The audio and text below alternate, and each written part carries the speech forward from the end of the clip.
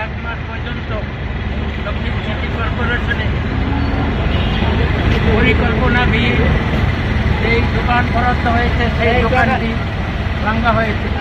এই দোকান ভেঙে এই যাদেরকে উৎখাত করা হয়েছে তারা ক্ষতিগ্রস্ত, তারা এই দেশের নাগরিক, তারা এই দেশের নাগরিক হয়ে সিটি কর্পোরেশনে দালানে যায়া দোকান করছে। তারা সেইখানে নকশা দেখার আর উপায় থাকে না। এখানের দেশের মালিকরা যখন সিটি কর্পোরেশনের বিল্ডিংয়ে যায় তখন তারা দেখছে যে এখানে দোকান বরাদ্দ হইতেছে, সেই দোকানেই তারা নিয়েছে। তাই তারা সেই দোকান কিনে বরাদ্দ নিয়ে দোকান মালিক হয়েছেন, ব্যবসায়ীর মালিক হয়েছেন। আমি তাদের পক্ষে অবলম্বন করে বলতে চাই, মাননীয় প্রধানমন্ত্রী শেখ হাসিনা, আপনি তারা সেই দক্ষিণ সিটি কর্পোরেশনে দোকানদারদের উৎখাত করা হয়েছে, দোকানদাররা যারা ক্ষতিগ্রস্ত হয়েছে তাদের পুনর্বাসনের ব্যবস্থা করার সাথে সাথে বলতে চাই, এই অনৈতিক কাজ, এই দুর্নীতির কাজ করেছেন শাহিদ খোকন। আমরা তার এই শাহিদ খোকনের বিচার চাই।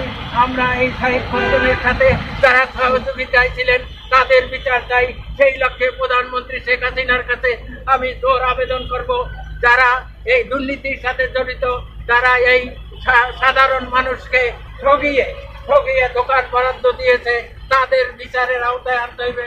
সাথে সাথে আমি বলতে চাই, এই দেশকে আগামী দিনে বঙ্গবন্ধুর আদর্শের বাংলাদেশ করতে হবে, এই দেশকে সন্ত্রাস মুক্ত করতে হবে, এই দেশকে দারিদ্র মুক্ত করতে হবে, দুর্নীতি মুক্ত করতে হবে, মাদক মুক্ত করতে হবে। সেই লক্ষ্যে আসুন আমরা বাঙালি জাতি আবার বঙ্গবন্ধুর নেতৃত্বে যেভাবে ৭০-৭১ সনে ঐক্যবদ্ধ হয়েছিলাম, সেই একইভাবে আবার শেখ হাসিনার নেতৃত্বে ঐক্যবদ্ধ হয়ে এই দেশ থেকে সন্ত্রাস, জঙ্গিবাদ ও চিরিতরে উৎখাত করে এই দেশকে একটি বঙ্গবন্ধুর আদর্শের সোনার বাংলা, যেই স্বপ্ন দেখেছিলেন বঙ্গবন্ধু, সাম্প্রদায়িকতা মুক্ত, অসাম্প্রদায়িক গণতান্ত্রিক, ক্ষুধা দারিদ্র মুক্ত দেশ।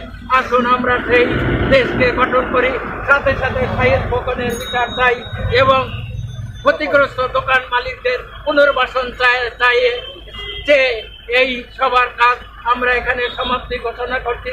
সাথে সাথে প্রধানমন্ত্রীর কাছে জোর আবেদন জানাচ্ছি, আপনি আমাদের এই দোকান মালিকদের পুনর্বাসন করুন এবং পুনর্বাসন করুন।